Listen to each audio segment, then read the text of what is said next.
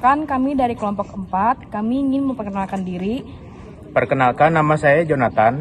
Saya Cici Tri Anjani. Saya Nadila Sani Hairani. Saya Alda Risma. Saya Aulia Febrianti. Saya Lela Pesna Dewi. Saya Dipa Lutfi Anggar Putra. Saya Ahmad Hafiz Anwar. Saya Abdullah. Saya SDY. Saya Rivaldi. Saya Krisnadinata. Inilah video kami. Selamat menonton. Bye. Baik, di sini saya akan menjelaskan pengertian anggaran produksi. Perusahaan menyusun anggaran produksi terlebih dahulu. Perusahaan tersebut menentukan tingkat penjualan. Dari pernyataan tersebut dapat kita simpulkan anggaran produksi dalam arti luas, yaitu penjabaran dan rencana penjualan menjadi rencana produksi, sehingga kegiatan produksi tidak dapat berdiri sendiri melainkan aktivitas penunjang dari perencanaan penjualan. Sedangkan anggaran produksi dalam arti sempit juga disebut anggaran jumlah yang harus diproduksi adalah suatu perencanaan tingkat atau volume barang yang harus diproduksi oleh perusahaan agar sesuai dengan volume atau tingkat penjualan yang telah direncanakan. Hal ini merupakan salah satu bagian dari rencana perusahaan di bidang produksi. Forecasting dan rencana penjualan tidak dapat dikatakan sama, karena forecasting dan rencana merupakan dua hal yang berbeda. Forecasting berkaitan dengan ramalan apa yang akan terjadi pada waktu yang akan datang. Nah, sedangkan rencana berkaitan dengan penentuan kegiatan yang akan dilakukan perusahaan. Baik, di sini saya akan menjelaskan tentang pemilihan metode forecasting. Apa sih itu metode forecasting? Nah, metode forecasting itu adalah informatif yang memberikan prediksi dan juga analisis yang akan dihasilkan untuk masa depan. Nah, informasi yang mereka berikan memungkinkan perusahaan untuk memberikan efek jangka panjang daripada perusahaan tersebut dan juga mengembangkan tanggapan terhadap perusahaan ini. Ini memprediksi fluktuasi ekonomi dan navigasi harga yang komparatif. Nah, untuk membuat prediksi forecasting yang benar-benar efektif, pimpinan perusahaan harus menentukan metode peramalan yang tepat untuk memenuhi kebutuhan perusahaan tersebut. Nah, metode forecasting adalah teknik untuk digunakan dan mengumpulkan dan memanipulasi data untuk merumuskan perakiran andal dan yang akurat. Sekian. Baik, selanjutnya saya akan melanjutkan materi dari pemilihan metode forecasting. Nah, selanjutnya kita langsung saja masuk ke metode. Metode yang pertama yaitu metode NAIP. Metode ini digunakan untuk memeriksa keakuratan hasil metode forecasting yang lebih canggih. Dan yang kedua itu metode kualitatif. Metode kualitatif ini digunakan ketika ada data langka mengenai produk atau proyek tertentu. Dan yang ketiga itu metode kausal. Metode ini digunakan ketika ada banyak data yang telah melalui analisis untuk mengeksploitasikan hubungan antara faktor yang diramalkan dan faktor terkait lainnya. Sekian. Baik, ada dua teknik yang digunakan untuk menentukan akuntansi forecast penjualan. Yang pertama, teknik kualitatif. Metode kualitatif merupakan metode untuk melakukan forecast tetapi tanpa menggunakan data-data historis. Metode ini digunakan di mana tidak ada model matematik, biasanya dikarenakan data yang ada tidak cukup representatif untuk meramalkan masa yang akan datang. Metode ini dibagi menjadi dua, yaitu metode eksploritas dan metode normatif. Yang kedua adalah teknik kuantitatif, merupakan prosedur peramalan yang mengikuti aturan-aturan matematis dan statis dalam menunjukkan hubungan antara permintaan dengan satu dan lebih variabel yang mempengaruhinya.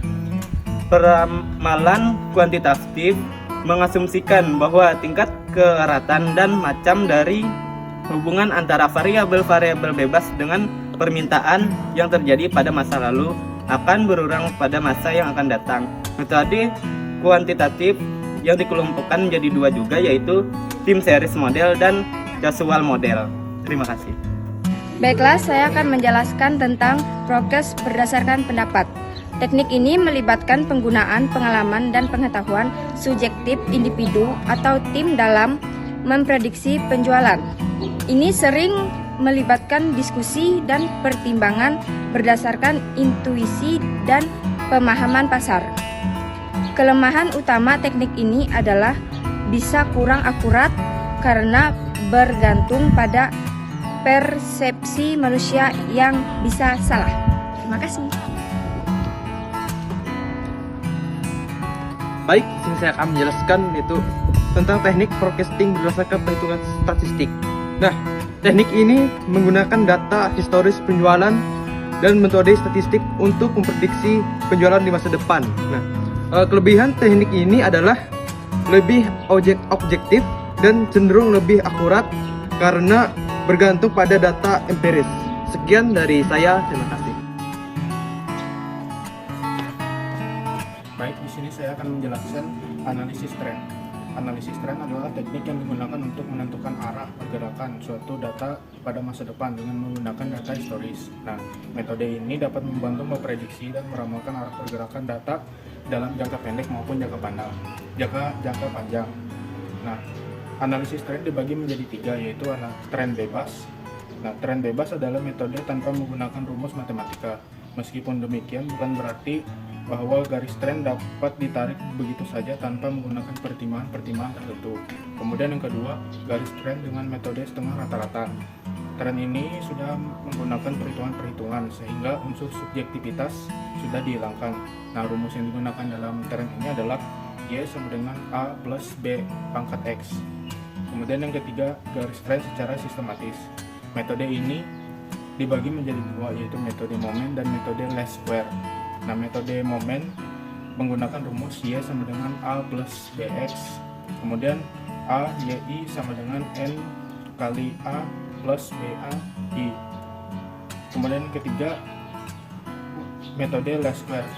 Metode least square ini menggunakan 2 rumus, yaitu A sama dengan sigma Y per N dan Y sama dengan sigma XY per sigma X pangkat 2.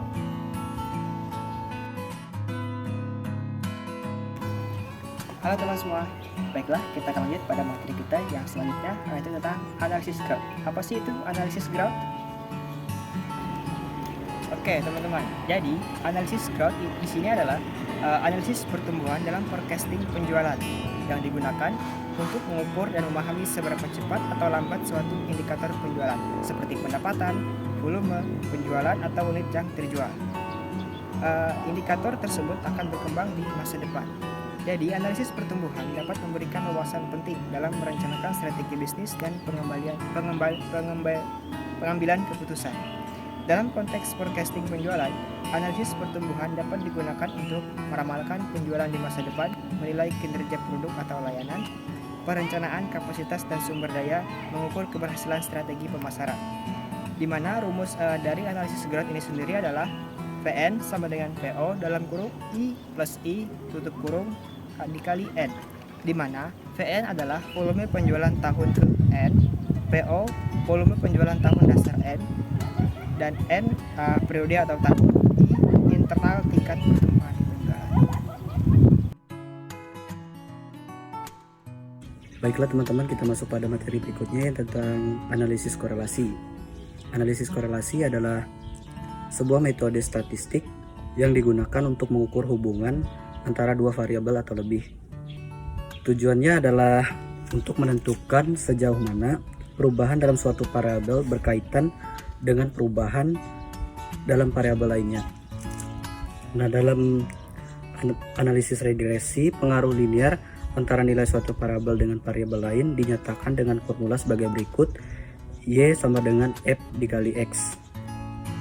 Nah, yang berarti variabel dependen sebagai Y ditentukan oleh nilai variabel independen atau X, maka besar pengaruh. Nah, sebenarnya variabel independen terhadap variabel dependen dinyatakan dengan rumus Y sama dengan A ditambah B dikali X. Baiklah, sekian materi dari saya. Terima kasih. Baik, di sini saya akan menjelaskan materi tentang forecast dengan metode-metode khusus. Yang pertama ada analisa industri. Analisa ini lebih ditekankan pada market share yang dimiliki perusahaan. Tahapan dalam pemakaian industri adalah 1. Membuat proyeksi permintaan industri. 2. Menilai posisi perusahaan dalam persaingan.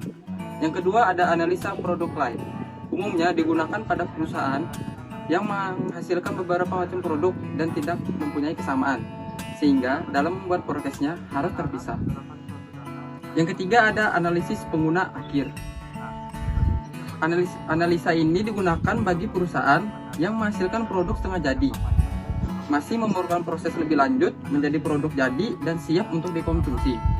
Maka dalam pembuatan forecastnya ditentukan oleh penggunaan akhir yang ada kaitannya dengan produk yang dihasilkan. Jadi, kesimpulan dari forecasting merupakan bagian terpenting bagi setiap perusahaan atau organisasi bisnis dalam setiap pengambilan keputusan manajemen. Forecasting adalah suatu teknik analisa perhitungan yang dilakukan untuk memperkirakan kejadian di masa depan dengan menggunakan referensi data-data di masa lalu. Sekian dari presentasi kelompok kami. Terima kasih.